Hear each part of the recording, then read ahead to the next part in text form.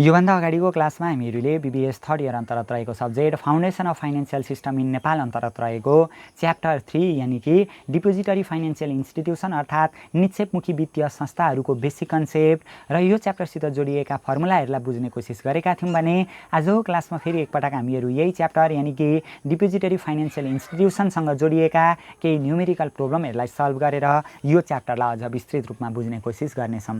जसअन्तर्गत आजको क्लासमा नि हामीहरू यो च्याप्टरसित जोडिएका र हामीलाई ओल्ड इज गोल्ड यानी कि मोडल क्वेसनमा दिएका केही न्युमेरिकल प्रोब्लमहरूलाई सल्भ गर्न सिक्नेछौँ। हामीहरूलाई यो च्याप्टरबाट नि फाइनल एक्जाममा सोध्न सक्ने केही थ्योरिटिकल क्वेसनहरू पनि देखाइदिएको छ, तर सर्वप्रथम चाहिँ हामीहरू यो च्याप्टरसित जोडिएका सम्पूर्ण न्युमेरिकल प्रोब्लमहरूलाई सल्भ गर्न सिक्नेछौँ र त्यो न्युमेरिकल प्रोब्लमहरूलाई सल्भ गरिसके पछाडि यहाँ दिएका थ्योरिटिकल प्रोब्लमहरूको बारेमा पनि हामीहरू छलफल गर्नेछौँ। र हामीहरूलाई नि यो च्याप्टरबाट यो जुन मोडल क्वेसनमा देखाइदिएका छन् नि न्युमेरिकल प्रोब्लमहरू हो, यति न्युमेरिकल प्रोब्लमले नि मात्रै पुग्छ भन्ने छैन क्या। फाइनल एक्जाममा योभन्दा फाल्टु प्याटर्नको पनि हामीलाई न्युमेरिकल प्रोब्लम यो च्याप्टरबाट सोध्न सक्छ। त्यही भएर पहिले चाहिँ हामीहरू ओल्ड इज गोल्डमा दिएका प्रत्येक न्युमेरिकल प्रोब्लमलाई सल्भ गर्न सिक्छौँ। त्यहाँभन्दा पश्चात चाहिँ हामीहरू फाइनल एक्जाममा सोध्न सक्ने र हामीलाई ओल्ड इज गोल्डमा नदिएका अतिरिक्त न्युमेरिकल प्रोब्लमहरूलाई पनि सल्भ गर्न सिक्नेछौँ।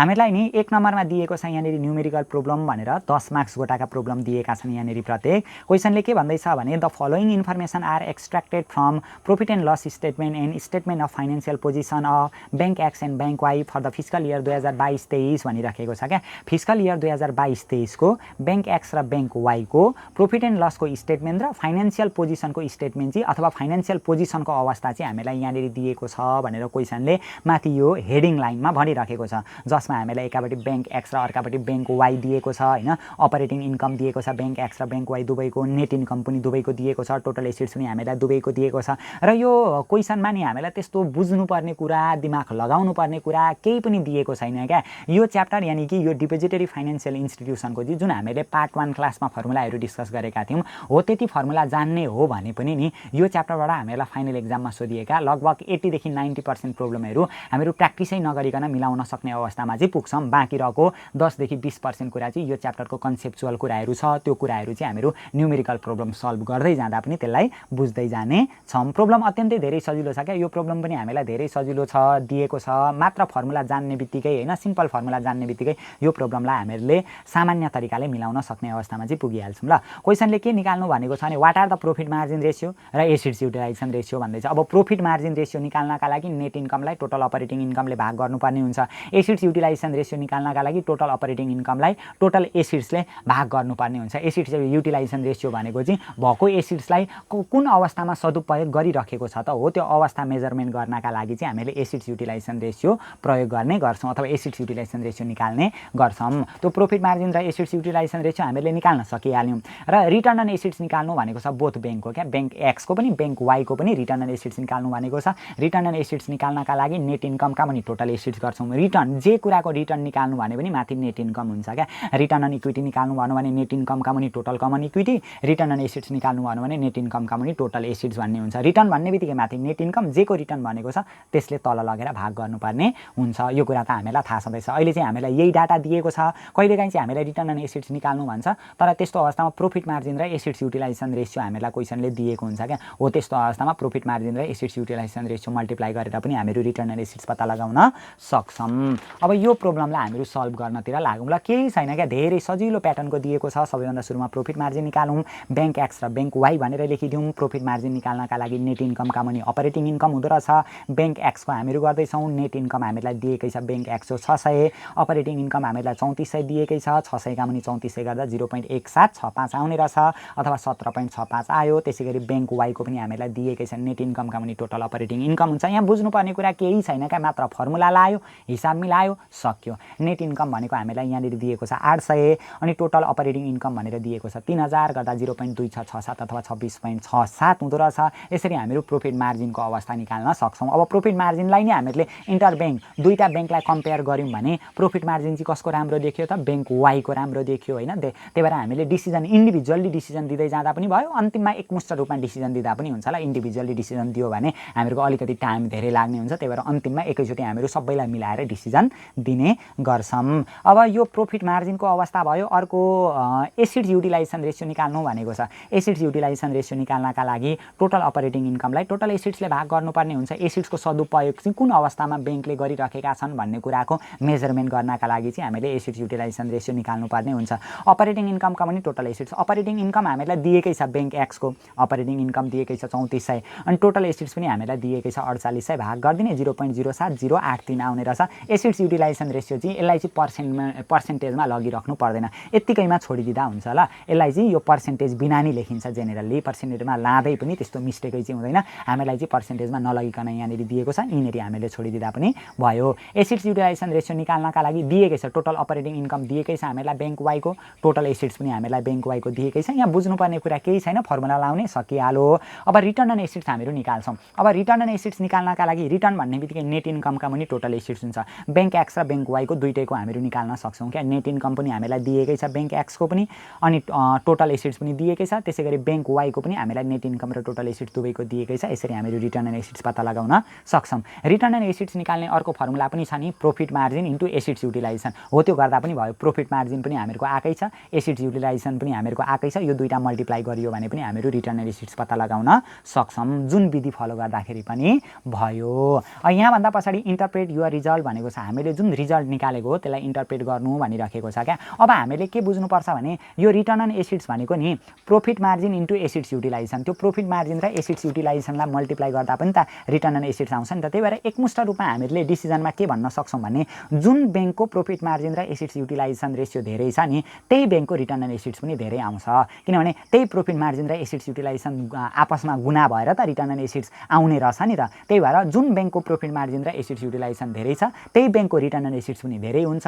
रिटर्न अन एसिड्स धेरै भएको ब्याङ्कको पर्फर्मेन्स पनि राम्रो छ भनेर हामीहरू डिसिजन दिन सक्छौँ। इङ्ग्लिसमै लेख्नुपर्छ भन्ने पनि छैन है, नेपालीमै लेख्दाखेरि पनि हुन्छ। अब यहाँ हेरौँ त, यहाँ हामीले हेर्ने हो भने जस्तै यो प्रॉफिट मार्जिन हेरौँ त, प्रॉफिट मार्जिन एक्सको 17 छ अनि वाईको 26 छ भनेको प्रॉफिट मार्जिन वाईको धेरै छ, अनि एसिड्स युटिलाइजेसन रेसियो पनि यतापट्टि 0.070 छ, यतापट्टि 0.076 छ भनेको प्रॉफिट मार्जिन र एसिड्स युटिलाइजेसन रेसियो दुवै हामीहरूको ब्याङ्क वाईको धेरै भएको कारणले गर्दा यो रिटर्न अन एसिड्स पनि ब्याङ्क वाईकै धेरै आउँछ क्या। हामीले प्र्याक्टिकली रूपमा निकालेर पनि त हेरेका छौँ। यहाँ हेरौँ त, रिटर्न अन एसिड्स यतापट्टि 1.25 यतापट्टि 2.05 छ, रिटर्न अन एसिड्स त ब्याङ्क वाईको धेरै छ नि त। त्यही भएर अब हामीले के भन्न सक्छौँ भने return on assets of bank Y is higher than bank A, so the bank B is better performance भनेको ब्याङ्क बीले चाहिँ राम्रो पर्फर्मेन्स गरिराखेको छ, किनभने जुन त्यो ब्याङ्क बीमा भएको एसिड्सहरू छ त्यो एसिड्सहरूले मार्जिन अथवा त्यो एसिड्सहरूले रिटर्न चाहिँ धेरै कमाइराखेको छ। अब एसिड्सहरूले रिटर्न धेरै कमाइराखेको छ भन्नुको मतलब त्यसले त पर्फर्मेन्स राम्रो गरिराखेको छ भन्न खोजेको हो नि त, त्यही हामीले भन्न खोजेको हो। यति लेख्दा पनि भयो। अब यसलाई यतापट्टि थपिदिएर the higher profit margin in better assets utilisation of bank B has resulted into the higher return on assets भनेर भनेको छ। अघि हामीले भनेकै कुरा यहाँनिर हामीले थपी पनि दिएका छौँ। जुन ब्याङ्कको प्रॉफिट मार्जिन, यो ब्याङ्क वाईको प्रॉफिट मार्जिन र एसिड्स युटिलाइजेसन चाहिँ धेरै आएको कारणले गर्दाखेरि यसको रिटर्न अन एसिड्स पनि धेरै आएको हो भन्ने कुरा हामीले थपिदिएको हो। यो सबै लामो महाभारत लेखिराख्नु पनि पर्दैन, सर्टकट रूपमा अघिको छोटो हामीले यहाँसम्म लेखेर गर्दाखेरि पनि हुन्छ।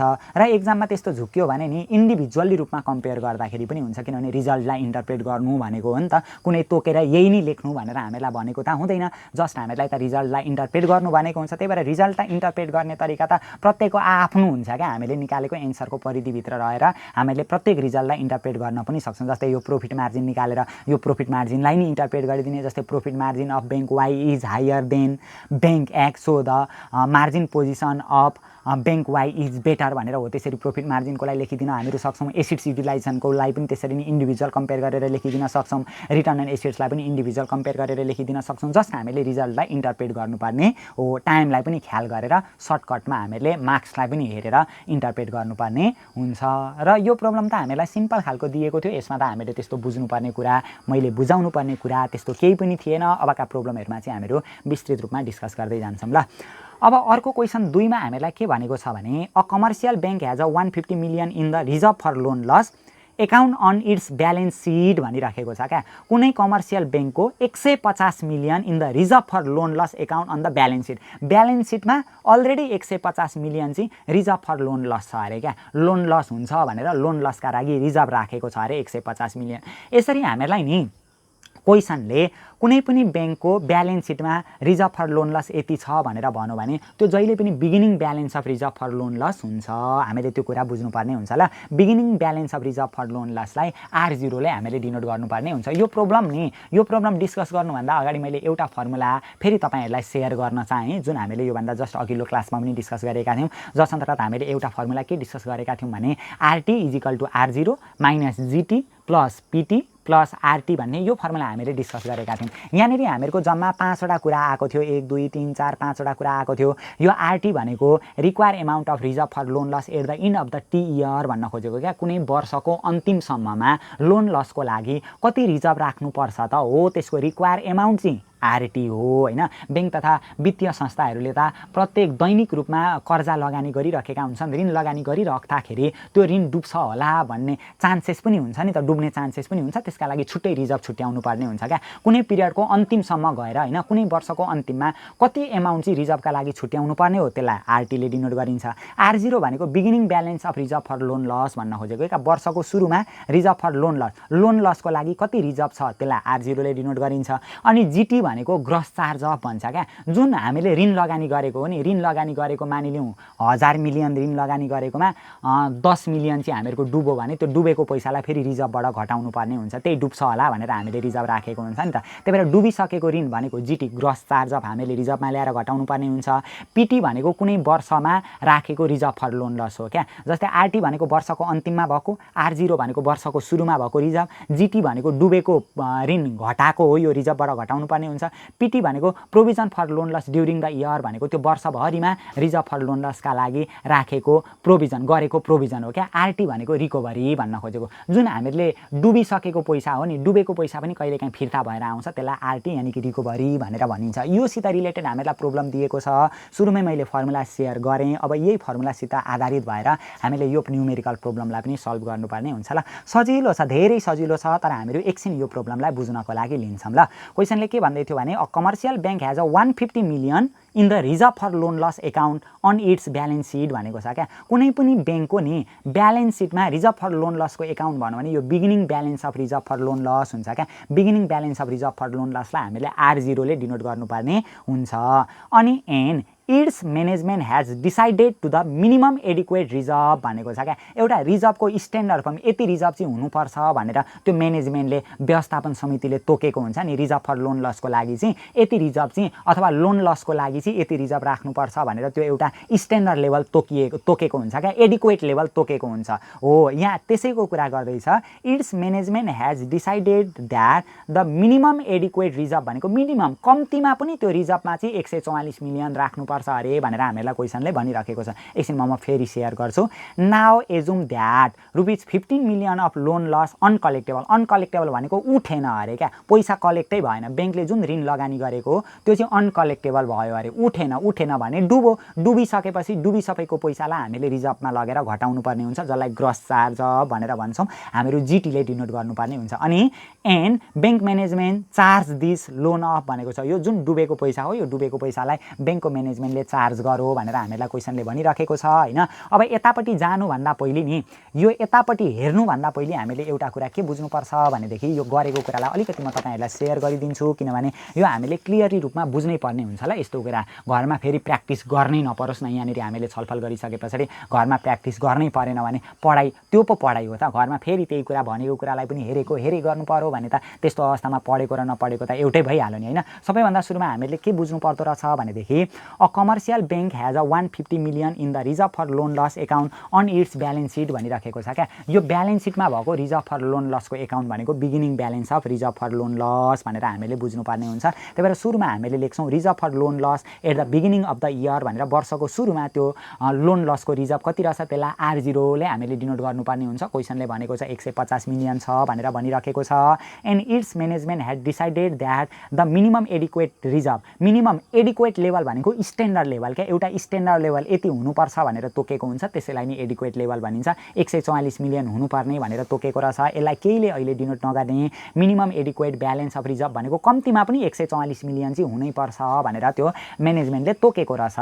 अनि फेरि क्वेसनले के भन्दैछ भने now assume that ₹15 million of loan are uncollectable भनेको 15 मिलियन चाहिँ अनकलेक्टेबल भयो अरे, उठेन अरे। उठेनको मतलब डुबो अरे। जुन ब्याङ्कले ऋण लगानी गरेको हो, जुन यो कमर्सियल ब्याङ्कले ऋण लगानी गरेको हो, त्यो मध्ये 15 मिलियन चाहिँ डुबो अरे। अब डुबिसके पछाडि त्यो डुबेको पैसालाई रिजर्भमा ल्याएर घटाउनु पर्ने हुन्छ। त्यही पैसा डुब्छ होला भनेर रिजर्भ राखेको हुन्छ नि त, ताकि डुबिसके पछाडि रिजर्भमा ल्याएर हामीले घटाउन सकियोस् भनेरै रिजर्भ राखेको। त्यही भएर डुबिसकेको पैसालाई हामीले रिजर्भमा ल्याएर घटाउनु पर्ने हुन्छ। अब हामीले यहाँनिर के बुझ्नु पर्यो भनेदेखि यो कमर्सियल ब्याङ्कसित सुरुमा बिगिनिङ अफ द इयरमा 150 मिलियन रिजर्भ थियो। अब 150 मिलियन रिजर्भ भएकोमा मिनिमम लेभल यो त यति पुर्याउनु पर्ने भनेर म्यानेजमेन्टले तोकेको न हो। यो त ब्याङ्क वास्तविक रूपमा ब्याङ्कमा भएको त होइन, यति चाहिँ मिनिमम हुनुपर्छ है भनेर म्यानेजमेन्टले तोकेको मात्रै हो क्या। यो ब्याङ्कसित वास्तविक रूपमा भएको होइन, यति चाहिँ हुनुपर्छ भनेर यो तोकिएको मात्रै हो। वास्तविक रूपमा अहिले सुरुमा त कति मात्रै छ, सुरुमा रिजर्भको पोजिसन त 150 मिलियन मात्रै छ यो ब्याङ्कसित होइन।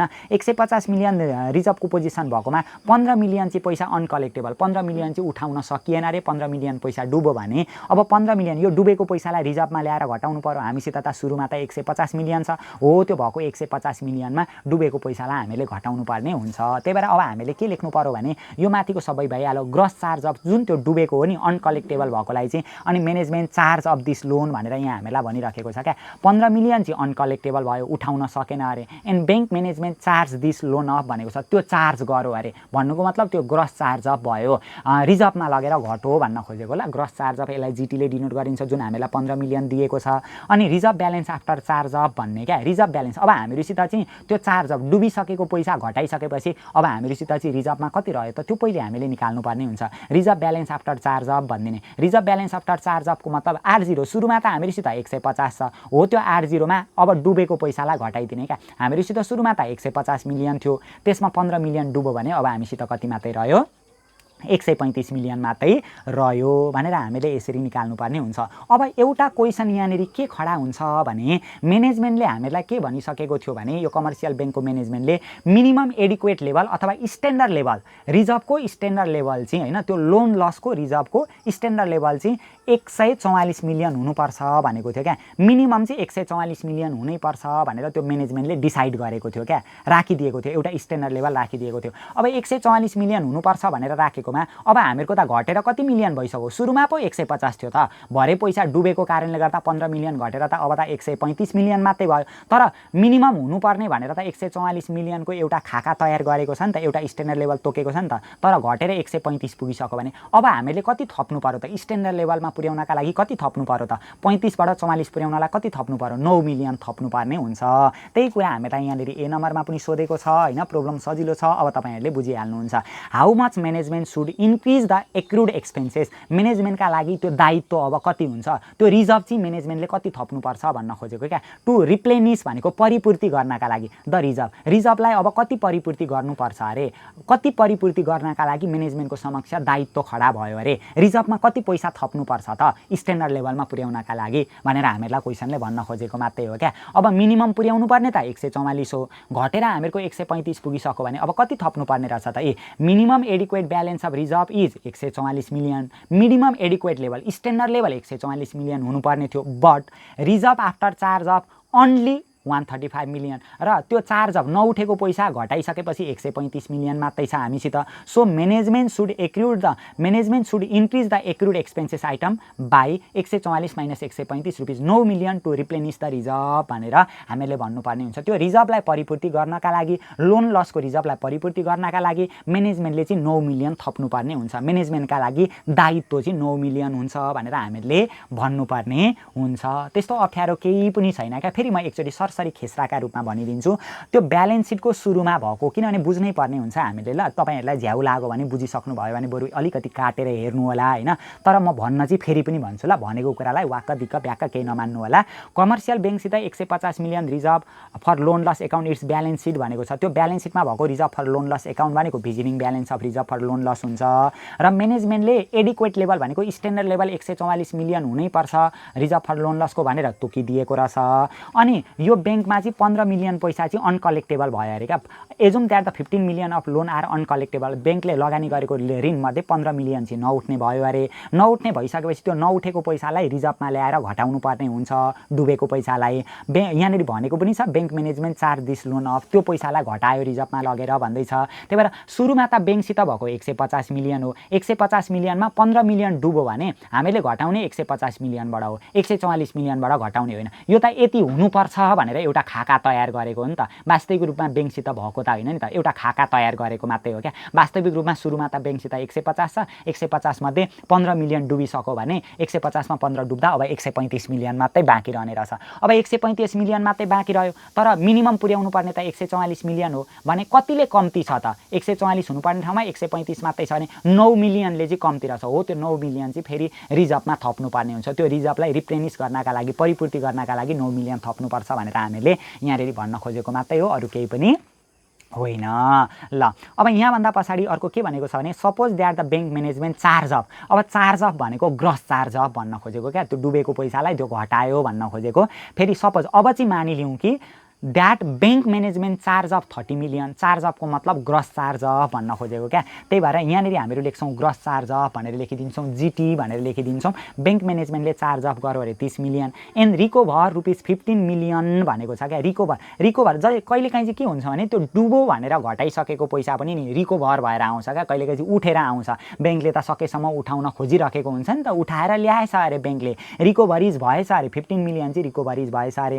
What will be the amount of net charge off भनिराखेको छ क्या। अब नेट चार्ज अफ वास्तविक रूपमै चाहिँ डुबेको कति हो त्यसैलाई नि नेट चार्ज अफ भनिन्छ। यहाँ ध्यान दिने ल, वास्तविक रूपमै डुबेको चाहिँ कति हो त्यसलाई नेट चार्ज अफ भनिन्छ। यहाँ क्वेसनले के भनेको छ भने suppose that the bank management charge of. Charge of भनेको ब्याङ्कले ग्रस चार्ज अफ जिटी डुबो भनेर घटाएको रहेछ 30 मिलियन। 30 मिलियन घटाएकोमा 15 मिलियन चाहिँ उठेर फेरि आयो, रिकभरी भएर आयो भने वास्तवमा त 15 मिलियन मात्रै डुबेको रहेछ। हो, त्यो वास्तवमा डुबेकोलाई चाहिँ नेट चार्ज अफ भनेर हामीले भन्नुपर्ने हुन्छ। त्यही भएर ग्रस चार्ज अफ जिटी हामीलाई 30 मिलियन दिइहाल्यो, रिकभरिज आरटी भनेर 15 मिलियन दिएकै छ। हामीले निकाल्नुपर्ने छ amount of net charge of निकाल्नुपर्ने छ। हो, यो नेट चार्ज अफ निकाल्नका लागि माइनस जिटी प्लस आरटी भनेर गर्नुपर्ने हुन्छ।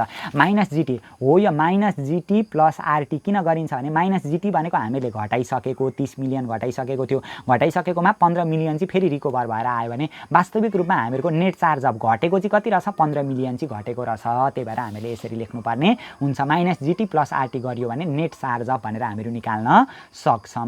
र गर्दाखेरि माइनस 15 मिलियन रहेछ। त्यही भएर so the amount of net charge off is equal to minus rupees 15 million भनेर हामीले लेख्नुपर्ने हुन्छ। ल यहाँनिर चाहिँ हामीलाई प्लसमै दिएको छ होला, त्यो प्लसमा लेखे पनि माइनसमा लेखे पनि हामीले गर्ने तरिका भनेको एउटै होला। माइनसमा नलेखे पनि अन्तिममा ल्याङ्ग्वेज होइन, so the net charge of 15 million मात्रै लेख्यो भने पनि हुन्छ, माइनसमा लेखिराख्नुपर्ने जरुरी पनि छैन।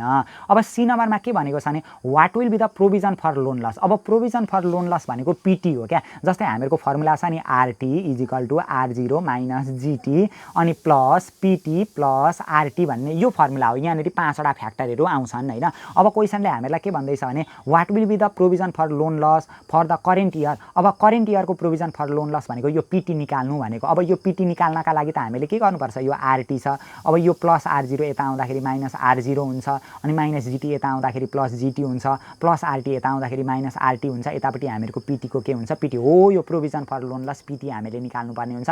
हो, यो पिटी निकाल्नका लागि हामीलाई यी कुराहरू चाहिन्छ क्या, आरटी चाहिन्छ, R0 चाहिन्छ, जिटी चाहिन्छ, अनि फेरि यो आरटी भन्ने सानो आरटी रिकभरीको पोजिसन हामीलाई चाहिन्छ।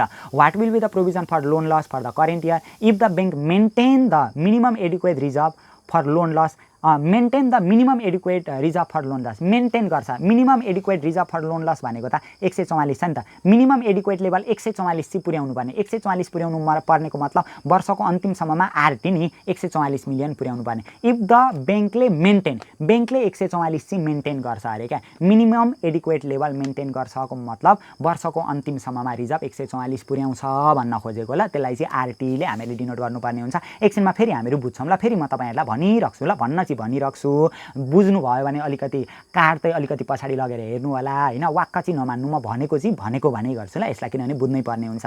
What will be the provision for loan loss भनेको पिटी निकाल्नु पर्ने रहेछ of the current year if bank maintain the minimum adequate reserve for loan loss भनेको छ क्या, मेन्टेन गर्छ अरे, maintain the minimum adequate reserve for loan loss. Minimum adequate level of loan लसको रिजर्भ चाहिँ कति छ त हामीहरूको? मिनिमम एडिक्वेट लेभल भनेको त 144 मेन्टेन गर्नुपर्ने हो नि त। हो यो मेन्टेन गर्नुपर्ने भनेको चाहिँ वर्षको अन्तिमसम्ममा मेन्टेन गर्नुपर्ने क्या, त्यो चाहिँ आरटी यति मेन्टेन गर्छ अरे भन्दैछ। आरटी चाहिँ यति नै हुन्छ अरे। अब 144 मेन्टेन गरौँ भने त आरटी चाहिँ 144 हुन्छ भनेर क्वेसनले हामीलाई भन्न खोजेको हो नि त। त्यही भएर हामीलाई आरटी 144 मिलियन रहेछ होइन। अझै क्वेसनले के भनेको छ भने assuming that amount of gross charge off and recovery amount will be as in part B भनेको छ। र यो ग्रस चार्ज अफ र रिकभरीको एमाउन्ट चाहिँ पार्ट बीमा दिएकै हुन्छ अरे। यो जुन पार्ट बीमा दिएको छ नि ग्रस चार्ज र रिकभरीको, हो त्यही पार्ट बीमा दिएकै हुन्छ अरे क्या ग्रस चार्ज अफ र रिकभरीको एमाउन्ट चाहिँ भनेर हामीलाई क्वेसनले भन्दैछ। त्यही भएर provision for loan loss PT निकाल्नु पर्नेछ। यो प्रोभिजन फर लोन लस निकाल्नका लागि अब यहाँ हामीले के बुझ्यौँ भने त्यो मिनिमम एडिक्वेट लेभलै मेन्टेन गर्छ भने आरटी भनेको 144 हुँदो रहेछ होइन। अनि ग्रस चार्ज अफ जिटी अनि आरटी, यो जिटी आरटीहरू चाहिँ त्यो अघि दिएकै हुन्छ अरे भन्दैछ, पार्ट बीमै दिएको हुन्छ अरे। पार्ट बीमा हामीलाई कति दिएको छ? जिटी 30 दिएको छ, आरटी कति दिएको छ हामीलाई? 15 दिएको छ होइन। अनि हामीलाई के चाहिन्छ? यो हामीले provision for loan loss PT निकाल्नु पर्ने हो। यो provision for loan loss PT निकाल्नका लागि त एउटा आरटी चाहिन्छ, आरटी आयो, जिटी पनि आयो, यो आरटी पनि आयो, R0 पनि हामीलाई क्वेसनमा दिएकै छ। R0 त सुरुमै हामीलाई क्वेसनले दिएको छ नि त, 150 भनेर दिएको छ नि त, त्यो ब्यालेन्स सिटको आइटम 150 भनेर दिएको छ। सबै हामीलाई थाहा भइसक्यो भने अब हामीहरू पिटीको फर्मुला लाउन सक्छौँ ल। पिटी भनेको RT minus R0 plus GT minus RT भनेर यो formula, RT minus R0 plus GT minus RT भनेर यो फर्मुला एप्लाई गर्न सक्छौँ। आरटी भनेको त्यही 144 आइहाल्यो, किनभने मिनिमम लेभल त्यो मिनिमम एडिक्वेट लेभलै मेन्टेन गर्छ अरे। R0 क्वेसनमा दिएकै छ 150 भनेर, जिटी भनेर हामीलाई दिएकै छ 30 मिलियन भनेर दिएकै छ, जिटी यहाँनिर प्लस हुन्छ। अनि माइनस आरटी भनेर रिकभरीको पोजिसन हामीलाई दिएकै छ 15, त्यो पार्ट बीमा गर्दाखेरि 9 मिलियन आउँदो रहेछ। यो चाहिँ हामीहरूको provision for loan loss balance हुन्छ भनेर यसरी हामीले पत्ता लगाउनु पर्ने हुन्छ। प्रोभिजन फर लोन लस 9 होइन 15 मिलियन आउने रहेछ, सायद 15 मिलियन कि 9 मिलियन हामीले बी नम्बरमा गरेको होइन। बी नम्बरमा 15 मिलियन आएछ यहाँनिर, ठिक छ ल, 9 मिलियनै आउने रहेछ। क्यालकुलेटरबाट तपाईँहरूले पनि गर्नु। 144 दिएको छ होइन, माइनस 150 हुन्छ, अनि प्लस 30 हुन्छ, माइनस 15 हुन्छ। यो क्यालकुलेटर फेरि निभिहाल्छ क्या, कोही कोही बेला आफै निप्छ। कुन अर्को क्यालकुलेटरको गोटीभित्र पस्छ र एन्सर निकाल्न गाह्रो हुन्छ, यसको चाहिँ आफै निभिदिन्छ क्या झ्याप झ्याप। क्यालकुलेटरले यो धोका दिएको देख्दा पनि नि 150 प्लस 30 अनि माइनस 15 गर्दाखेरि हामीहरूको कति मिलियन आउने रहेछ? 9 मिलियन भनेर यसरी आउने रहेछ। र यसरी हामीहरू प्रोभिजन फर लोन लस पत्ता लगाउन सक्छौँ। र यहाँभन्दा पछाडि अर्को हामीलाई के भनेको छ यहाँ हेर्ने ल, what will be the reserve for loan loss भनिराखेको छ। अब रिजर्भ फर लोन लस भनेको require amount of reserve for loan loss at the end of the T year भन्न खोजेको क्या। यसरी नि हामीलाई what will be the reserve for loan loss मात्रै भन्यो भने त्यो require amount of reserve for loan loss at the end of the इयरको पत्ता लगाउनु पर्ने हो। हामीलाई क्वेसनले यसो भन्यो भने what will be the reserve for loan loss भन्यो भने at the end of the year, वर्षको अन्तिममा पुग्दा चाहिँ रिजर्भ फर लोन लसको एमाउन्ट कति हुन्छ त्यो हामीले पत्ता लगाउनु पर्ने हुन्छ। Reserve for loan loss at the end of the year भनेको आरटी। आरटी निकाल्नका लागि हामीहरूको फर्मुला के थियो? सुरुमा भएको R0 माइनस अनि डुबेर घटाएको जिटी अनि प्लस यो वर्षको provision PT plus RT recovery हो। यो गर्ने बित्तिकै हामीहरूको यहाँ आउँछ reserve for loan loss at the end of the year आउँछ। यो पत्ता लगाउनु पर्ने हो। अब यो R0 हामीलाई दिएकै छ, यो 150 दिएकै छ। जिटी भनेको त्यही पार्ट बीकै आधारमा हामीले गर्नुपर्ने हो, अन्य कुरा हामीलाई दिएको छैन, 30 राख्नुपर्ने हो। पिटी भनेको प्रोभिजन फर लोन लस। अब प्रोभिजन फर लोन लस कुन राख्ने त? प्रोभिजन फर लोन लस भनेको अहिले भर्खर हामीले 9 मिलियन निकालेको छ, त्यही राखिदिने। आरटी भनेको हामीलाई 15 दिएको छ होला पार्ट बीमा, त्यही बेसमा हामीले गर्नुपर्ने हुन्छ। सबै हामीलाई दिएकै छ होइन। त्यही भएर required amount of reserve for loan loss भनेको आरटी पत्ता लगाउनु पर्ने हो। आरटी निकाल्नका लागि त्यही फर्मुला भइहाल्यो। R0 भनेको सुरुको दिएकै छ, अनि माइनस जिटी भनेको पनि हामीलाई दिएकै छ, त्यही पार्ट बीमा दिएकै कुरालाई आधार बनाएर हामीले राख्नुपर्ने हुन्छ, अरू छैन। पिटी भनेको अहिले भर्खर हामीले निकालेको त्यही पिटी राख्नुपर्ने हो, अरू पनि इन्फर्मेसन हामीलाई दिएको छैन। आरटी भनेको त्यही रिकभरीको पोजिसन, हामीले यही इन्फर्मेसनलाई राख्नुपर्ने हो। गर्दाखेरि required amount of reserve for loan loss हामीहरूको 144 मिलियन आउने रहेछ भनेर यसरी हामीले प्रब्लमलाई सल्भ गर्नुपर्ने हुन्छ। अब यहाँभन्दा पछाडि अर्को क्वेसनमा हामीलाई 3 नम्बरमा के भनेको छ? अब यो 3 नम्बरको क्वेसनको बारेमा हामीहरू डिस्कस गर्छौँ ल। 3 नम्बरमा calculate the require loan rate भनिराखेको छ क्या। रिक्वायर लोन रेटको मतलब नि ब्याङ्क एन्ड फाइनेन्सियल इन्स्टिट्युसनहरूले जुन कर्जा प्रवाह गर्छन् नि, जुन ऋण लगानी गर्छन् नि, अब त्यो ऋण लगानी गर्दा जुन ब्याङ्क तथा वित्तीय संस्थाहरूले लिने ब्याज छ नि, त्यो ब्याज चाहिँ के का आधारमा लिन्छन्? त्यतिकै हुन्डी मुन्डीका तालमा म त अब 25% लिन्छु, म त अब 15% लिन्छु भनेर त्यसरी हचुवाका तालमा त ब्याङ्क तथा वित्तीय संस्थाहरूले ब्याज लिँदैनन्। त्यो ब्याज लिने पनि केही आधारहरू हुन्छन् क्या, हो त्यो आधारलाई टेकेर हामीले लोन रेट क्यालकुलेसन गर्नुपर्ने हुन्छ। त्यही निकाल्नु भनिराखेको छ हामीलाई। Calculate the required loan rate from the following information given below. यहाँ दिएको इन्फर्मेसनको आधारमा लोन रेट पत्ता लगाउनु भनेर हामीलाई भनिराखेको छ। सबैभन्दा सुरुमा हामीलाई ए नम्बरमा भन्दैछ what is the capital charge भनिराखेको छ। अब यो क्यापिटल चार्ज निकाल्नका लागि हामीले योभन्दा जस्ट अघिल्लो क्लासमा एउटा फर्मुला डिस्कस गरेका थियौँ। क्यापिटल चार्ज निकाल्नका लागि percentage of equity capital allocated to loan into opportunity cost of capital divided by 1 minus tax हुन्छ क्या। यो फर्मुला एप्लाई गर्ने बित्तिकै हामीहरूको क्यापिटल चार्ज आउँछ। यो percentage of equity capital allocated to लोनको मतलब चाहिँ त्यो जुन ब्याङ्कले गरेको ऋण लगानी छ नि, त्यो गरेको ऋण लगानी मध्ये त्यो ऋण लगानीभित्र चाहिँ इक्विटी क्यापिटलको पोर्सन कति छ त भनेर हामीलाई त्यहाँनिर दिएको हुन्छ। हो त्यो पोर्सनै हामीहरूको percentage of equity capital allocated to loan हो क्या। ब्याङ्क तथा वित्तीय संस्थाले जुन ऋण लगानी गरेको हो त्यो गरेको ऋण लगानीभित्र इक्विटीको पोर्सन कति छ त। त्यो ऋण लगानी गर्दा त त्यहाँभित्र इक्विटीको पोर्सनहरू पनि हुन्छ, डेब्टको पोर्सनहरू पनि हुन्छ, विभिन्न पोर्सनहरूबाट ऋण लगानी गरिराखेको हुन्छ नि त, डिपोजिटहरूको पोर्सन पनि हुन्छ। त्यही भएर जुन कर्जा लगानी गरेको हो, लोन प्रोभाइड गरेको हो ब्याङ्क तथा वित्तीय संस्थाले, त्यो गरेको ऋण लगानीभित्र इक्विटीको पोर्सन कति छ त, कति प्रतिशत चाहिँ इक्विटी छ त, त्यही नै हामीहरूको percentage of equity capital allocated to loan हो। इन्टु अपर्च्युनिटी कस्ट अफ क्यापिटलको मतलब, यो अपर्च्युनिटी कस्ट अफ क्यापिटलको मतलब चाहिँ नि जुन हामीहरूको त्यो इक्विटी क्यापिटल छ नि, जस्तै अपर्च्युनिटी कस्ट अफ क्यापिटलको मतलब यो यसलाई बुझ्नको लागि हामीहरू एउटा एक्जाम्पललाई बुझ्न सक्छौँ, एउटा एक्जाम्पललाई बुझ्नुपर्ने हुन्छ। जस्तै हामीहरू एउटा एबिसी कम्पनीमा काम गरिरहेका थियौँ, त्यो एबिसी कम्पनीले हामीलाई 10,000 रुपियाँ पैसा दिन्थ्यो। अब त्यो एबिसी कम्पनी छोडेर हामीहरू XYZ कम्पनीमा काम गर्न थाल्यौँ, त्यो XYZ कम्पनीले चाहिँ हामीलाई 15,000 रुपियाँ पैसा दियो। हो त्यो 15,000 पैसा पाउनका लागि पहिलेको 10,000 त हामीले त्यागिदिउँ नि त, हो त्यो त्यागेको चाहिँ अपर्च्युनिटी कस्ट हुन्छ क्या हाम्रा लागि। त्यही भएर हो यो अपर्च्युनिटी कस्ट अफ क्यापिटलको मतलब इक्विटीको अपर्च्युनिटी कस्ट भनेर हामीले बुझ्नुपर्ने हुन्छ। यो पनि अहिले बुझिराख्नु हामीले केही पर्दैन, किनभने यो क्वेसनमा दिएकै हुन्छ, त्यो हिसाब सल्भ गर्दै जाँदा हामीहरू बुझ्दै जान्छौँ। Divide by 1 minus tax rate भनेर हामीले यो अपर्च्युनिटी कस्ट अफ क्यापिटललाई चाहिँ आफ्टर ट्याक्समा हामीलाई दिएको हुन्छ, त्यही भएर बिफोरमा कन्भर्ट गर्नका लागि हामीले 1 माइनस ट्याक्सले भाग गर्नुपर्ने हुन्छ। अरू केही पनि छैन ल। यो 12 बखडा नाटक केही नबुझिकन हामीले डाइरेक्ट क्यापिटल चार्ज भन्यो भने percentage of equity capital allocated to loan into opportunity cost of capital divided by 1 minus tax rate, यो फर्मुला एप्लाई गर्ने बित्तिकै हामीहरूको के आउँछ, क्यापिटल चार्ज भनेर हामीहरू पत्ता लगाउन सक्छौँ। यो मोडल क्वेसन यानि कि ओल्ड इज गोल्डमा दिएका जुन प्रब्लमहरू छन् नि, यो ओल्ड इज गोल्डमा दिएका प्रब्लमहरूलाई चाहिँ अलिक विशेष फोकसका साथ तपाईँहरूले पनि गर्नु होला ल, किनभने पहिलोचोटि निस्किएको मोडल हो। यहीँबाट म्याक्सिमम प्रब्लमहरू पर्न सक्ने चान्सेस पनि हुन्छ। त्यही भएर यहाँ दिएका प्रब्लमहरूलाई चाहिँ सबैभन्दा सुरुमा मजाले सल्भ गर्दै जानु होला। सो यहाँनिर निकाल्छौँ हाम्रो what is the capital charge. त्यही भएर यो क्यापिटल चार्ज निकाल्नका लागि percentage of equity capital allocated to loan into opportunity cost of capital divide by 1 minus tax rate हुन्छ क्या। अब percentage of equity capital allocated to loan भनेको यो क्वेसनमा हामीलाई दिएकै हुन्छ क्या, यहाँनिर दिएको हुन्छ।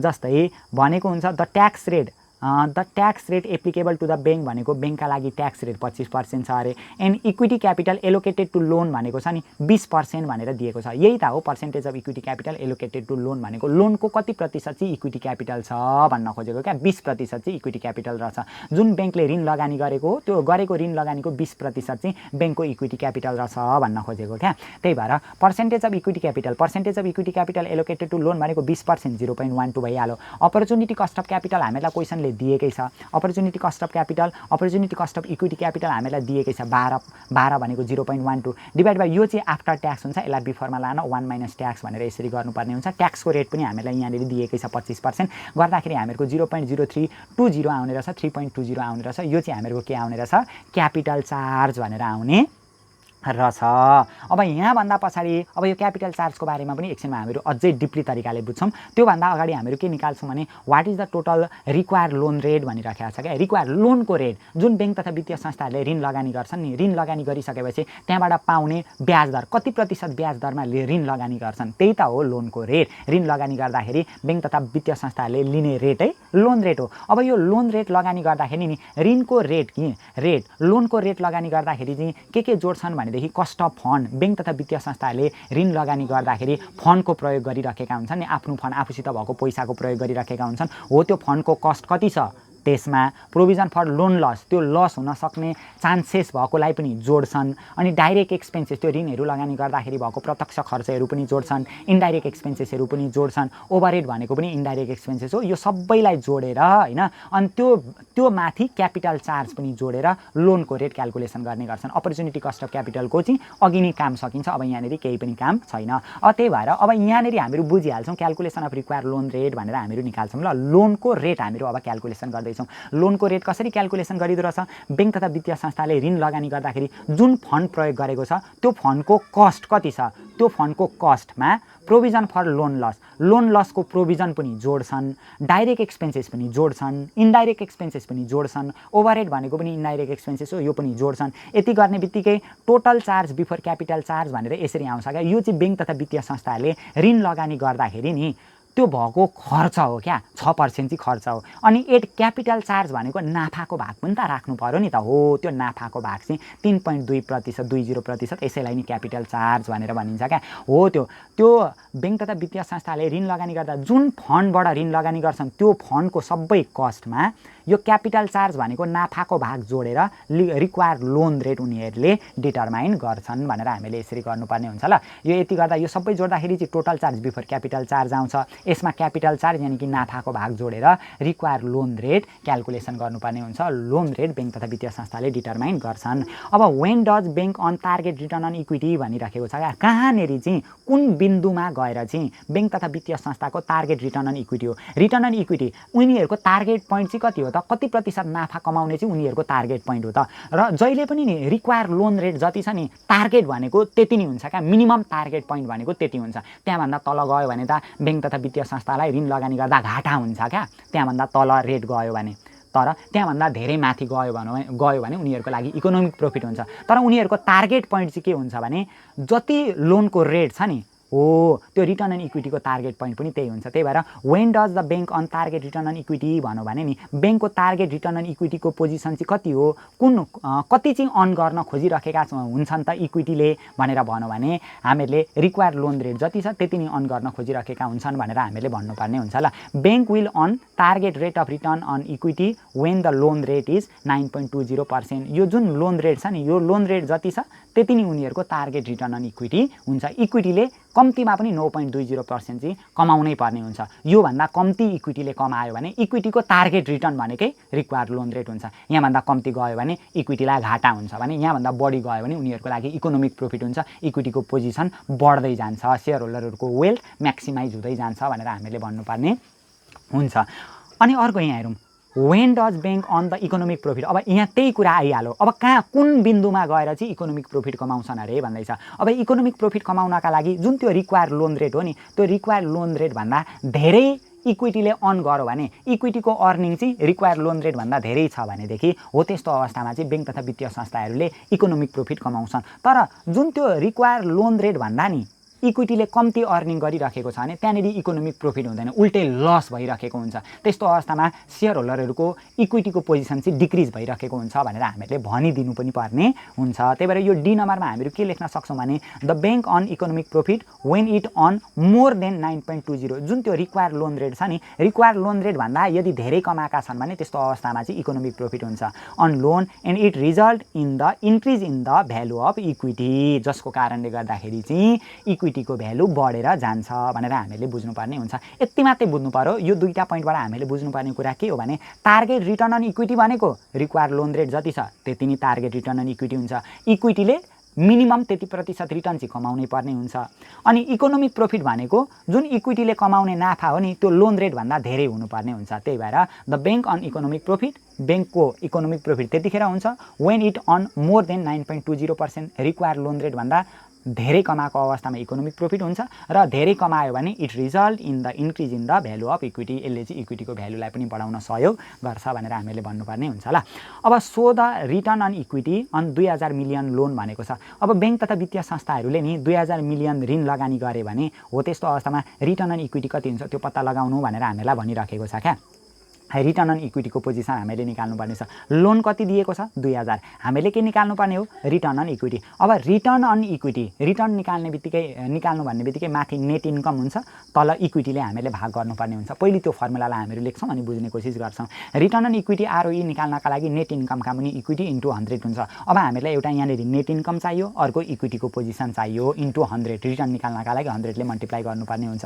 अब क्वेसनले के भन्दैछ भने so the return on equity 2000 million loan ब्याङ्कले 2000 मिलियन चाहिँ ऋण लगानी गरेको छ भने हो त्यो 2000 मिलियन ऋण लगानी गर्दा रिटर्न अन इक्विटी कति हुन्छ त्यो हामीले पत्ता लगाउनु पर्ने छ। अब यहाँ हेर्ने ल हामीलाई के चाहियो एउटा नेट इन्कम चाहियो अर्को इक्विटी चाहियो किनभने रिटर्न अन इक्विटी निकाल्न नेट इन्कमका पनि इक्विटी हुन्छ। अब इक्विटी चाहिँ कसरी निकाल्ने इक्विटी भनेको चाहिँ नि यहाँ क्वेसनले के भनेको छ भने percent equity capital allocated to loan 20% भनेको छ लोनको 20% चाहिँ इक्विटी क्यापिटल हुन्छ भन्न खोजेको क्या जति लोन हुन्छ त्यो लोनको 20% चाहिँ इक्विटी क्यापिटल हुन्छ त्यही भएर हामीलाई इक्विटी चाहिने हो इक्विटी भनेको 20% हो के को लोनको 20% चाहिँ इक्विटी क्यापिटल हुन्छ 2000 को 20% भनेको 400 मिलियन हामीहरूको के हुने रहेछ इक्विटी। अब अर्को हामीलाई के चाहियो नेट इन्कम भनेर चाहियो। अब नेट इन्कम कसरी पत्ता लगाउने भनेदेखि बैंक तथा वित्तीय संस्थाहरूको नेट इन्कम कसरी पत्ता लगाइन्छ भनेदेखि बैंक तथा वित्तीय संस्थाहरूले कर्जा लगानी गरिरहँदाखेरि ऋण लगानी गरिसकेपछि त्यो ऋणबाट ब्याज कमाउँछन् क्या त्यही भएर सबैभन्दा सुरुमा हामीले क्याल्कुलेसन अब नेट इन्कम क्याल्कुलेसन गर्नका लागि इन्ट्रेस्ट इन्कम ऋण लगानी गरेर ब्याजबाट कति कमाए ऋण 2000 लगानी गरेको 2000 लगानी गरेर कति प्रतिशत ब्याज दरमा लगानी गरेको 9.20 अघि हामीले भर्खर निकालेका छौँ नि यहाँ 9.20 हो त्यो 9.20% मा ऋण लगानी गरेको गर्दा 184 इन्ट्रेस्ट इन्कम भयो क्या ऋण लगानी 2000 मिलियन ऋण लगानी गर्दा त्यसको 9.20% ब्याज आउँदा 184 मिलियन चाहिँ इन्ट्रेस्ट इन्कम हुँदो रहेछ। अनि टोटल चार्ज भन्छ क्या टोटल चार्ज भनेको त्यसमा भएको सम्पूर्ण खर्चहरू घटाउनु पर्यो टोटल चार्ज यो चार्ज छ नि यो 6% चाहिँ खर्च घटाउनु पर्ने हुन्छ। बैंकले ऋण लगानी गरेर त्यहाँबाट 9.20% ब्याज लिन्छ त्यो मध्ये यो टोटल चार्ज भनेको यो चाहिँ बैंकको खर्चहरू हो क्या ऋण लगानी गर्ने सिलसिलामा बैंकमा भएको खर्चहरू 6% हो त्यो टोटल चार्ज हामीले घटाउनु पर्ने हुन्छ। फेरि यो क्यापिटल चार्ज भनेको चाहिँ नाफाको भाग हो है नाफाको भाग यसलाई चाहिँ घटाउनु पर्ने होइन टोटल चार्ज चाहिँ घटाउनु पर्ने हो त्यो 2000 मिलियन ऋण लगानी गर्दा 6% खर्च हुँदो रहेछ टोटल खर्च हुँदो रहेछ 2000 को 6% 120 हुन्छ।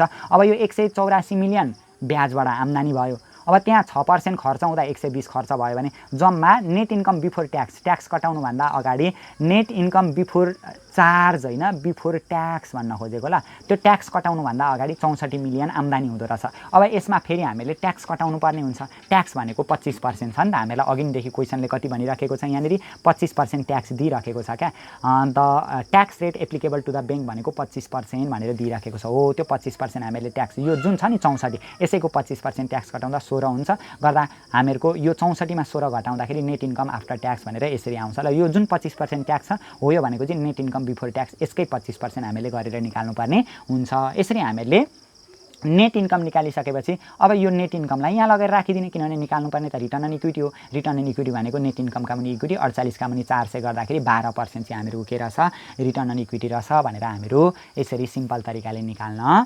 सक्छौँ। यसमा चाहिँ झुकिनु भएन ल जुन हामीहरूको यो बैंकको इन्कम स्टेटमेन्ट बनाएको हो नि ब्याजबाट कमाउँदो रहेछ 2000 मिलियन ऋण लगानी गरेको ब्याजको रेट भनेको इन्ट्रेस्टको दर भनेको 9.20 बैंकमा भएको खर्च 6% छ त्यसमा उसले नाफाको भाग जोडेर जम्मा 9.20% ब्याज लिन्छ नि त गर्दा 184 मिलियन इन्ट्रेस्टबाट कमायो त्यसमा उसको खर्चहरू यो त उसको खर्च यो त उसको भएको खर्च ऋण लगानी गर्ने सिलसिलामा भएको खर्चलाई त घटाउनु पर्यो 6% भएको हुन्छ खर्च त्यो घटाउने त्यति गर्दा नेट इन्कम बिफोर ट्याक्स आउँदो रहेछ त्यहाँभन्दा पछाडि ट्याक्स घटाउने नेट इन्कम आउँदो रहेछ गरेर हामीले सिम्पल तरिकाले क्याल्कुलेसन गर्न सक्छौँ। अब अर्को क्वेसनमा हामीलाई के भनेको छ भने national trading limited NTL is applying for loan 5000 million यो नेसनल ट्रेडिङ लिमिटेडले नि एप्लाई गरेको रहेछ क्या ऋणका लागि एप्लाई गरेको रहेछ 5000 मिलियन चाहिँ ऋण मलाई चाहियो भनेर एप्लाई गरेको रहेछ कुन बैंकमा standard charter bank Nepal limited SCBNL भनेको छ क्या स्ट्यान्डर्ड चार्टर बैंक नेपाल लिमिटेडमा एप्लाई गरेको रहेछ मलाई 5000 मिलियन कर्जा दिनु भनेर एप्लाई गरेको रहेछ। अब बैंक त त्यत्तिकै आदो तरिकाले त ऋण लगानी गर्दैन बैंकले त सम्पूर्ण एनालाइसिस गर्छ क्या उसलाई फाइदाजनक हुने अवस्था देखो भने मात्रै बैंकले ऋण लगानी गर्ने हो। अब यहाँ total charge of loan before capital charge भनेको छ टोटल चार्ज अफ लोन भन्नुको मतलब यदि त्यो बैंकले ऋण लगानी गर्यो भने नि त्यो ऋण लगानी गर्ने सिलसिलामा उसको भएको खर्चहरू चाहिँ 6% खर्च आउँदो रहेछ क्या total charge of loan before capital charge भनेको हो त्यो हो क्या बैंकले ऋण लगानी गर्ने सिलसिलामा त्यो ऋण लगानी गर्ने प्रोसेसमा बैंकको भएको खर्च अघि पनि हामीले भनेका थियौँ नि total charge before capital charge भनेको ऋण लगानी गर्ने सिलसिलामा भएको त्यो जुन फन्डबाट ऋण लगानी गर्छ त्यो फन्डमा भएको कस्ट अनि प्रोभिजन फर लोन लस अनि डाइरेक्ट एक्सपेन्सेस इनडाइरेक्ट एक्सपेन्सेस ओभरहेडहरू हो यो सबै खर्चहरू भयभरको ऋण लगानी गर्ने सिलसिलामा भएको सबै खर्चहरूलाई जोड्दा चाहिँ टोटल चार्ज आउँछ बिफोर क्यापिटल चार्ज आउँछ भनेका थियौँ नि त यो चाहिँ बैंकमा भएको खर्च यदि त्यो बैंकले ऋण लगानी गर्यो भने उसको total charge of loan before capital charge भनेको 6% हुन्छ अरे and the opportunity cost of equity 14% and SCBNL भनेको छ नि, एससीबीएनएल भनेको त्यही standard charter bank Nepal limited भन्न खोजेको। SCBNL is subject to 25% income tax भनेर यहाँनिर ट्याक्स रेट पनि हामीलाई दिएको छ। अनि एनटिएल भनेको यो नेपाल ट्रेडिङ लिमिटेड भन्न खोजेको is ready to pay interest on loan 12%, म 12% ब्याज तिर्न तयार छु भनेर यसले तत्परता पनि देखाइराखेको रहेछ। Should management of SCBNL approve the loan if allocation of equity capital to the loan is 15% भनेको छ। अब यो स्ट्यान्डर्ड चार्टर बैंक नेपाल लिमिटेडले लोन एलोकेट गर्छ अरे त, ऋण दिन्छ अरे त नेसनल ट्रेडिङ लिमिटेडलाई, ऋण दिन्छ कि दिँदैन त? यदि ऋण दिन्छ कि दिँदैन, लोन एप्रुभ गर्छ कि गर्दैन त? यदि allocation of equity capital to the loan भनेको 15% भनेको छ क्या, लोनको 15% चाहिँ इक्विटी क्यापिटल हुन्छ भने ऋण दिन्छ दिँदैन भनेर यस्तो हामीलाई क्वेसन भनिराखेको छ। यो क्वेसन बुझ्नका लागि नि यो क्वेसन मैले बुझाउन थालेकै छैन वास्तवमा, एकछिन तपाईँहरूले नबुझ्दा भयो। एउटा कुरा के बुझ्नुपर्छ भने बैंक तथा वित्तीय संस्थाहरूले ऋण त्यतिखेर लगानी गर्छन् जब गरेको ऋण लगानीबाट सेयर होल्डरलाई फाइदा हुने किसिमको प्रतिफल आउँछ क्या। यदि गरेको ऋण लगानीबाट उक्त बैंक तथा वित्तीय संस्थाहरूको सेयर होल्डरहरूलाई फाइदै भएन, सेयर होल्डरहरूको वेल्थै बढेन, इक्विटीको पोजिसनै बढेन भने त्यो ऋण लगानी गरेर के गर्नु, कामै छैन नि त। त्यही भएर सेयर होल्डरहरूको वेल्थ अथवा इक्विटीको पोजिसन बढ्ने अवस्था देखियो भने मात्रै कुनै बैंक तथा वित्तीय संस्थाहरूले ऋण लगानी गर्छन्, अन्य अवस्थामा बैंक तथा वित्तीय संस्थाहरूले ऋण लगानी गर्दैनन् भन्ने कुरा एउटा पोइन्ट हामीले यो क्वेसनका लागि सम्झिनुपर्ने हुन्छ। अब बैंक तथा वित्तीय संस्थाहरूको सेयर होल्डरको वेल्थको पोजिसन अथवा इक्विटीको पोजिसन बढ्यो कि बढेन भन्ने मेजरमेन्ट गर्नका लागि कुन टुल्सको प्रयोग गर्छौँ त? जुन हामीले योभन्दा जस्ट अघिल्लो क्लासमा इकोनोमिक भ्यालु एडेड भन्ने फर्मुला लेखेका छौँ नि, हो त्यो इकोनोमिक भ्यालु एडेड हामीले निकाल्नुपर्ने हुन्छ। इकोनोमिक भ्यालु एडेडबाट चाहिँ के कुरा प्रश्न हुन्छ भने यदि इकोनोमिक भ्यालु एडेड पोजिटिभ आयो भने हो त्यस्तो अवस्थामा सेयर होल्डरको वेल्थ बढेर जान्छ, इक्विटीको पोजिसन बढेर जान्छ, त्यस्तो अवस्थामा ऋण लगानी गर्नु ब्याङ्कका लागि फाइदाजनक हुन्छ। तर इकोनोमिक भ्यालु एडेड चाहिँ नेगेटिभ डिरेक्सनमा छ भनेदेखि त्यस्तो अवस्थामा त सेयर होल्डरको वेल्थ उल्टै घटेर जान्छ, इक्विटीको पोजिसन उल्टै घटेर जान्छ। हो त्यस्तो अवस्थामा त ऋण लगानी गर्दा त बैंक तथा वित्तीय संस्थालाई उल्टै घाटाजनक अवस्था सिर्जना हुने रहेछ भने हो त्यस्तो अवस्थामा चाहिँ बैंकले ऋण लगानी गर्दैन। त्यही भएर ऋण लगानी गर्नको लागि जहिले पनि इकोनोमिक भ्यालु एडेड इभिए पोजिटिभ आउनुपर्ने हुन्छ। पोजिटिभ आएको अवस्थामा सेयर होल्डरहरूको वेल्थ अथवा इक्विटीको पोजिसन बढेर जान्छ, त्यो बढ्नु भनेको बैंक तथा वित्तीय संस्थाका लागि फाइदाजनक कुरा हो। त्यस्तो अवस्थामा मात्रै बैंक तथा वित्तीय संस्थाले ऋण लगानी गर्छ। त्यही भएर यो क्वेसनबाट हामीले इकोनोमिक भ्यालु एडेड निकाल्नुपर्ने हुन्छ। इकोनोमिक भ्यालु एडेड निकाल्नका लागि adjusted earning minus opportunity cost of capital, adjusted earning भनेकै नेट इन्कम भन्न खोजेको क्या, नेट इन्कम आफ्टर ट्याक्स निकाल्नुपर्ने हुन्छ। अपर्च्युनिटी कस्ट अफ क्यापिटल पनि अब हामीहरू निकाल्न सिक्छौँ। प्रोब्लम अत्यन्तै धेरै सजिलो दिएको छ होइन, त्यस्तो अप्ठ्यारो खालको केही दिएको छैन। सबैभन्दा सुरुमा हामीहरू यो प्रोब्लममा दिएको कुराहरूलाई गिभनको रूपमा तानिहालौँ। के भनेको छ भने national trading limited NTL is applying loan 5000 million जम्मा 5000 ऋण मलाई चाहियो भनेर एप्लाई गरेको रहेछ। त्यही भएर loan require amount of loan भनेर लेखिदिने 5000 मिलियन भइहाल्यो। अनि standard charter bank Nepal limited एससीबीएनएलमा एप्लाई गरेको रहेछ। Total charge of loan before capital charge भनेको रहेछ। Total charge before capital charge 6%। Total charge before capital चार्जको मतलब हामीले के सम्झिनु पर्यो भने बैंक तथा वित्तीय संस्थाले ऋण लगानी गरिसके पछाडि ऋण लगानी गर्ने सिलसिलामा बैंक तथा वित्तीय संस्थामा देखा पर्ने खर्च चाहिँ 6% हुने रहेछ। त्यसैलाई नै total charge before capital charge भनिँदो रहेछ। अनि क्यापिटल चार्जको मतलब बैंक तथा वित्तीय संस्थाले नाफाको भाग जोडेको हुँदो रहेछ, त्यसैलाई नै क्यापिटल चार्ज भनिँदो रहेछ। अघि पनि हामीले बुझ्यौँ नि। अनि पढ्दै गएमा total charge of loan before capital charge 6% भइहाल्यो। The opportunity cost of equity भनेको 14% हामीलाई दिएकै रहेछ। Opportunity cost of equity capital दिएकै रहेछ, 14% यहाँनिर भनेकै रहेछ। अनि 25% ट्याक्स रेट हामीलाई दिएकै रहेछ। अनि यो नेसनल ट्रेडिङ लिमिटेडले चाहिँ ready to pay interest on loan भनेको 14% तिर्न चाहिँ तयार भएछ क्या। नेसनल ट्रेडिङ लिमिटेडले चाहिँ is ready to pay interest भनेको 12%, 14% भनेको 12% म ब्याज तिर्न तयार छु भनेर भनेको रहेछ। अनि सबै म सार्दै मात्रै छु ल, यहाँनिर अहिले केही दिमाग लगाइराख्नु पर्दैन, सुन्दै मात्रै जाने। सुड म्यानेजमेन्ट अफ एससीबीएनएल होइन Standard charter bank Nepal Limited approve the loan if the allocation of equity capital to the loan is 15%। Allocation of equity capital to loan भनेको लोनको 15% चाहिँ इक्विटी क्यापिटल छ भनेदेखि त्यस्तो अवस्थामा ऋण लगानी गर्छ भनेर हामीलाई क्वेसनले भनिराखेको छ। अब गर्छ कि गर्दैन भन्ने कुरा हामीले इभिएसम्म पुग्नुपर्ने हुन्छ। अब यहाँ हेर्ने ल, इकोनोमिक भ्यालु एडेड हामीले अघि के भन्यौँ भने इकोनोमिक भ्यालु एडेड निकालेर इकोनोमिक भ्यालु एडेड पोजिटिभ छ भने मात्रै ऋण लगानी गर्छ भन्यौँ। इकोनोमिक भ्यालु एडेड निकाल्नका लागि एडजस्टेड अर्निङ अथवा नेट प्रॉफिट आफ्टर ट्याक्स भनेको यो एडजस्टेड अर्निङ त्यो चाहिन्छ अनि अपर्च्युनिटी कस्ट अफ क्यापिटल भनेर हो यो दुईटा कुरा हामीले निकाल्नुपर्ने हुन्छ। त्यही भएर सबैभन्दा सुरुमा हामीहरू क्याल्कुलेसन अफ नेट इन्कम अथवा एडजस्टेड इन्कम अथवा एडजस्टेड अर्निङ भनेर यसरी लेखिदिन्छौँ। सबैभन्दा सुरुमा बैंक तथा वित्तीय संस्थाले अब पहिले चेक गर्छ क्या ऋण लगानी गर्नुभन्दा अगाडि नै मूल्याङ्कन गर्छ क्या मैले ऋण लगानी गरेँ भने यस्तो हुन्छ ब्याज यति आउँछ मेरो खर्च यति भएको छ गर्दा मैले ट्याक्स तिर्नुभन्दा अगाडि यति आउँछ पैसा ट्याक्स तिरिसके पछाडि यति बच्छ भनेर त्यो एउटा खाका तयार गर्छ क्या ब्याङ्कले। त्यतिकै उर्दू तालमा त ब्याङ्कले ऋण लगानी गर्दैन। त्यही भएर सबैभन्दा सुरुमा इन्ट्रेस्ट इन्कम भनेर आउँछ। इन्ट्रेस्ट इन्कम भनेको यो 5,000 ऋण यदि ब्याङ्कले यो 5,000 ऋण लगानी गर्यो भने त्यहाँबाट 12% ऋण ब्याज तिर्न तयार भएको छ 12% ब्याज आउने रहेछ। 5,000 को 12% भनेको 12×5 = 600 मिलियन ब्याज म पाउने रहेछु। अनि total charge before capital charge मैले ऋण लगानी गर्ने सिलसिलामा मेरो 6% खर्च भएको हुन्छ त्यो मैले घटाउनुपर्छ। मैले आम्दानी त 600 आयो तर मेरो 300 रुपियाँ 300 मिलियन 6% त खर्च भएको हुन्छ। 6% खर्च मतलब मैले 5,000 ऋण लगानी गरेँ भने त्यसको 6% मेरो अलरेडी सुरुमा खर्च भएको हुन्छ भनेर रेकर्ड राख्छ। 300 मिलियन 6% 300 मिलियन खर्च भएको हुँदो रहेछ। नेट इन्कम बिफोर ट्याक्स आउँछ यति गर्दाखेरि यहाँभन्दा पछाडि अब ट्याक्स घटाउनु पर्यो। ट्याक्स भनेको यही 300 को 25% हामीलाई दिएको छ नि 25% ट्याक्स घटाउँदाखेरि 75 आउँदो रहेछ गर्दा 300 मा 75 घटाउँदा 225 नेट इन्कम आफ्टर ट्याक्स आउँदो रहेछ। नेट इन्कम आफ्टर ट्याक्स भनेको यही एडजस्टेड अर्निङ हो क्या। अब एडजस्टेड अर्निङ त हामीहरूको आयो हामीले निकाल्नुपर्ने छ इकोनोमिक भ्यालु एडेड यो एडजस्टेड अर्निङ आयो।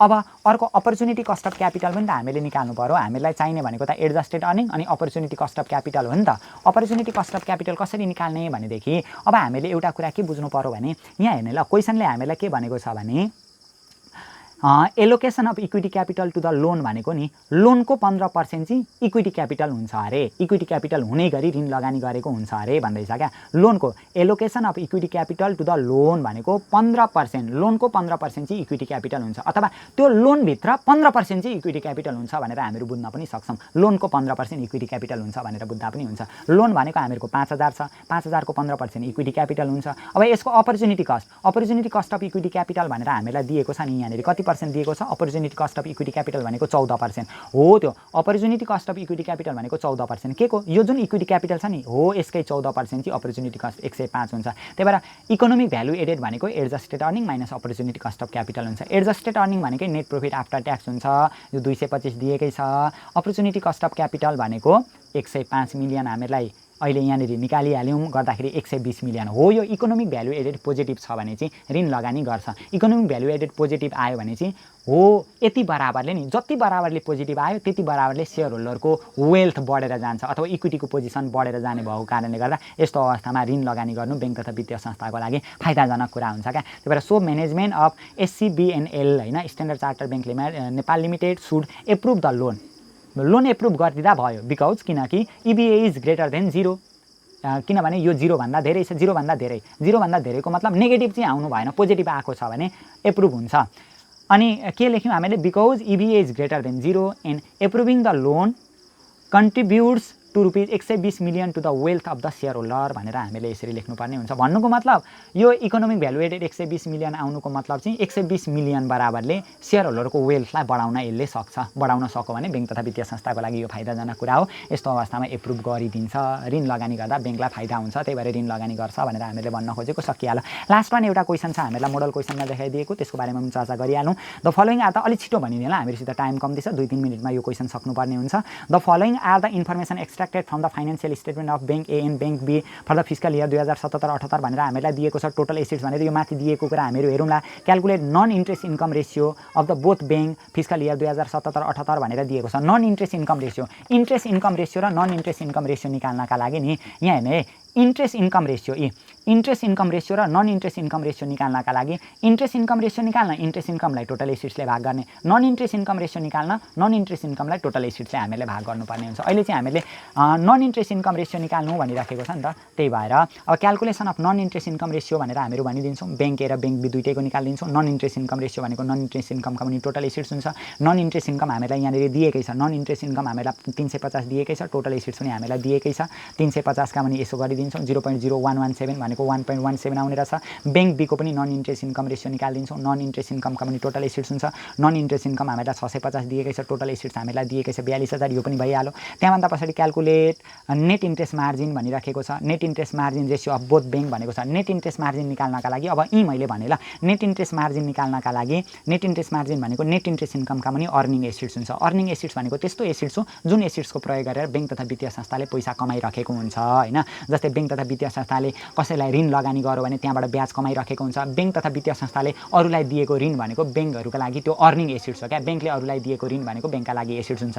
बैंक तथा वित्तीय संस्थाहरूले इन्भेस्टमेन्ट सेक्युरिटिजहरू सेयर डिबेन्चरहरूमा लगानी गरिराखेका छन् भने त्यहाँबाट पनि कमाइराखेका हुन्छन्, त्यसलाई चाहिँ अर्निङ एसेट्स भनिन्छ। नेट इन्ट्रेस्ट इन्कम भनेको नेट इन्ट्रेस्ट मार्जिन भनेको नेट इन्ट्रेस्ट इन्कमका पनि अर्निङ एसेट्स हुन्छ। यो नेट इन्ट्रेस्ट इन्कम भनेको चाहिँ इन्ट्रेस्ट इन्कममा इन्ट्रेस्ट एक्सपेन्सेस घटाउनु पर्ने हुन्छ। मैले अलिकति फास्ट ट्र्याकमा भने ल अर्निङ एसेट्स भनेको नि अर्निङ एसेट्स भनेको बैंकले इन्भेस्टमेन्ट इन सेक्युरिटिजहरूमा इन्भेस्टमेन्ट गरेको छ भने त्यहाँबाट पनि अर्न गर्छ। अनि नेट लोन एन्ड लिज भन्छ क्या। नेट लोन एन्ड लिज अथवा बिल पर्चेजहरू भनेर बैंकले बैंक तथा वित्तीय संस्थालाई कसैलाई ऋणहरू दिएको छ अथवा ट्रेजरी बिलहरू खरिद गरेको छ हैन, गभर्नमेन्टको ट्रेजरी बिलहरू खरिद गरेको छ भने त्यहाँबाट पनि कमाइराखेको हुन्छ। त्यो चाहिँ बैंक तथा वित्तीय संस्थाहरूको अर्निङ एसेट्स अन्तर्गत पर्दछ। त्यही भएर नेट इन्ट्रेस्ट इन्कम भनेको नेट इन्ट्रेस्ट मार्जिन भनेको नेट इन्ट्रेस्ट इन्कमका पनि अर्निङ एसेट्स हुन्छ। नेट इन्ट्रेस्ट इन्कम भनेको interest income minus interest expenses. यहाँनिर इन्ट्रेस्ट इन्कम हामीलाई दिएकै छ। इन्ट्रेस्ट इन्कम कति दिएको छ? 4,000 दिएको छ। अनि इन्ट्रेस्ट एक्सपेन्सेस कति दिएको छ? 2100 दिएको छ। त्यही भएर 4,000 माइनस 2100। अर्निङ एसेट्स भनेको इन्भेस्टमेन्ट इन सेक्युरिटिज एउटा भयो। इन्भेस्टमेन्ट इन सेक्युरिटिज इन्भेस्टमेन्ट मात्रै भन्नु भने त्यो इन्भेस्टमेन्ट इन सेक्युरिटिज भइहाल्यो। इन्भेस्टमेन्ट इन सेक्युरिटिज भनेको 5,000 भइहाल्यो। नेट लोन एन्ड लिज भनेर यसरी लेख्नु पर्ने हुन्छ। नेट लोन एन्ड लिज भनेको loan advance and bill purchase भनेर यसरी पनि हामीलाई भनेर दिएको हुन्छ। 21,000 भनेर दिएको छ नि, हो त्यही भयो हामीहरूको 21,000 भनेर नेट लोन एन्ड लिज अथवा net loan advance and bill purchase भनेर दिएको हुन्छ। कसैलाई एडभान्समा दिएको पैसा अथवा लोनहरू प्रोभाइड गरेको अनि बिल ट्रेजरी बिलहरू खरिद गरेको छ भने त्यो पनि बैंकका लागि अर्निङ एसेट्स हो। हामीले यो जोडेर यसरी निकाल्नुपर्ने हुन्छ नेट इन्ट्रेस्ट मार्जिन। त्यसै गरी बैंक बीको पनि हामीहरू निकाल्छौँ। बैंक बीको पनि नेट इन्ट्रेस्ट मार्जिन भनेको नेट इन्ट्रेस्ट इन्कमका पनि अर्निङ एसेट्स हुन्छ। नेट इन्ट्रेस्ट मार्जिन भनेको नेट इन्ट्रेस्ट इन्कम भन्न खोजेको ल। नेट इन्ट्रेस्ट इन्कमका पनि earning assets. Net interest income भनेको interest income minus interest expenses हुन्छ। अब interest income minus interest expenses. Interest income कति दिएको छ? इन्ट्रेस्ट इन्कम भनेको 4500, इन्ट्रेस्ट एक्सपेन्सेस भनेको 2900। 4500 माइनस 2900। अनि अर्निङ एसेट्स भनेको त्यही अघिकै इन्भेस्टमेन्ट इन सेक्युरिटिज बैंक बीको लोन बिल पर्चेजहरू 27,000 भनेर दिएको छ। त्यति गर्ने बित्तिकै हामीहरूको नेट इन्ट्रेस्ट मार्जिन आइहाल्यो। अनि यहाँभन्दा पछाडि हामीलाई अर्को भनेको छ स्प्रेड रेसियो भनेको छ। स्प्रेड रेसियो निकाल्नका लागि इन्ट्रेस्ट इन्कमका पनि अर्निङ एसेट्स माइनस इन्ट्रेस्ट एक्सपेन्सेसका पनि इन्ट्रेस्ट बेयरिङ लाइबिलिटिज हुन्छ क्या। अब इन्ट्रेस्ट इन्कम भनेको हामीलाई क्वेसनमा दिएकै छ।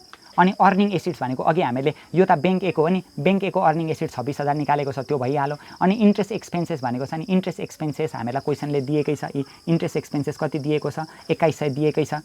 इन्ट्रेस्ट एक्सपेन्सेस हामीलाई 2100 दिएकै छ। इन्ट्रेस्ट बेयरिङ लाइबिलिटिज भनेको बैंकको यस्तो लाइबिलिटिज हो जसमा बैंकले ब्याज तिर्नुपर्छ क्या। Interest bearing deposit debenture and bond भनेको बैंकका लागि यो इन्ट्रेस्ट बेयरिङ लाइबिलिटिज हो क्या। इन्ट्रेस्ट बेयरिङ डिपोजिटमा पनि बैंकले ब्याज तिर्नुपर्छ। डिबेन्चर अथवा बोन्डहरू इस्यु गरेको छ भने यसमा पनि ब्याज तिर्नुपर्छ। 25,500 भनेर यसरी आउने रहेछ ल। त्यसै गरी बैंक ए र बैंक बी हामीहरू दुईटैको त्यही क्रममा निकाल्न सक्छौँ ल। स्प्रेड रेसियो निकाल्न सक्छौँ। आजको क्लासमा यति नै भयो। योभन्दा पछिल्लो क्लासमा चाहिँ गएर एउटा क्लासमा फेरि हामीहरू 1-2वटा प्रब्लम चाहिँ यस्तै प्रब्लमसित रिलेटेड यही च्याप्टरका प्रब्लमहरूसित रिलेटेड रहेर अर्को एउटा क्लास पनि हामीहरू पोस्ट गर्नेछौँ। च्यानलमा रहिरहनका लागि च्यानललाई सब्सक्राइब गर्नुहोस् र नजिकै रहेको बेल आइकनमा पनि दबाइदिनुहोस् ताकि हामीले अपलोड गर्ने पाठ्यक्रमसँग सम्बन्धित नयाँ भिडियोहरू तपाईँहरूले तुरन्त प्राप्त गर्न सक्नुहोस्। साथै यो भिडियोलाई सम्पूर्ण थर्ड इयरमा अध्ययन गर्नुहुने साथीहरू समक्ष सेयर पनि गर्नुहोस्। उहाँहरूलाई पनि केही प्रब्लमहरू सल्भ गर्नमा समस्या भएमा समाधानमा सहयोग मिलोस्। र यो प्रब्लम गर्दाखेरि नि अलिकति मैले छिटो भनेको छु। आगामी आउने क्लासमा चाहिँ फेरि सुरुमै म यो प्रब्लम पनि तपाईँहरूलाई एकचोटि गराउँछु ल। यो प्रब्लम गराएर मात्रै अरू म अन्य प्रब्लमहरू गराउन थाल्छु।